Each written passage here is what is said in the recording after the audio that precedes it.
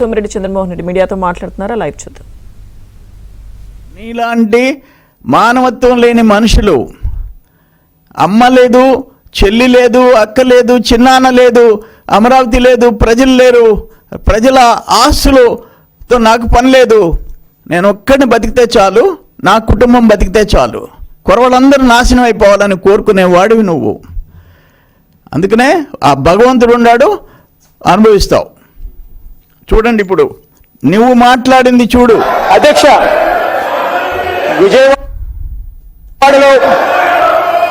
విజయవాడలో క్యాపిటల్ సిటీని పెట్టడం మనస్ఫూర్తిగా మేము ఆహ్వానిస్తున్నాం. బహుశా ఆంధ్ర రాష్ట్రానికి బహుశా 3 క్యాపిటల్ వస్తాయేమో. Executive capital, legislative capital, judicial capital. ఈ మొత్తం క్యాపిటల్ ఏరియా కింద డిక్లేర్ చేయండి. మచిలీపట్నం, విజయవాడ, గుంటూరు, మా వి గన్.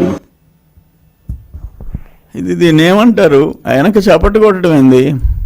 అమరావతికి మద్దతు అంటే శాసనసభలో కూర్చుంటారు, 3 రాజధానులు అంటే చప్పట్టు కొడుతుంది, మావిగన్ అంటే ఏం చేస్తున్నారా? అందుకని మీరు కూడా డమ్మీలు కాబాకండి. వెనకుండే పార్టీలో ఉండే సీనియర్లు ఇంటర్నల్ డిస్కషన్ పెట్టి కంట్రోల్ చేయండి. రాష్ట్రానికి నష్టం జరిగే పనిని జరగనీబాకండి. ఏదైతేనేమి ప్రజలు చూసుకుంటారు, తాడో పేడో తేల్చుకుంటారు. ఆయన పాదయాత్రలు చేసుకోనండి, లేకపోతే ఆకాశయాత్రలు చేసుకోమనండి. జగన్మోహన్ రెడ్డి నిజస్వరూపం ప్రజలు గమనించేశారు. నేను నిజస్వరూపం. నువ్వు ఎటువంటివి, నీ కారు కింద పోతుంటే, నీ టైర్ కింద నలిగితే అని కనీసం బాడీని, కారు ఆపి బాడీని హాస్పిటల్కి చేసే మనసు నీకు లేనోడివి నువ్వు.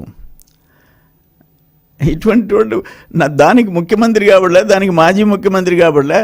ఒక దోమను పోయే మనిషి అక్కడ ఏదైనా ఇన్సిడెంట్ జరిగింది చూస్తే ఇమ్మీడియట్గా ఆగి ఆ ప్రాణాలను బతికించుకున్న వాళ్ళు ఎవరైనా కావచ్చు, ప్రయత్నం చేస్తారు. కానీ నువ్వు నీ కారు కింద, టైర్ కింద నలిగితే కూడా పట్టించుకునేవాడివి కాదు నువ్వు. ఈరోజు ఆంధ్రప్రదేశ్ కూటమి పాలన గురించి నోటికొచ్చినట్టు మాట్లాడుతున్నావు.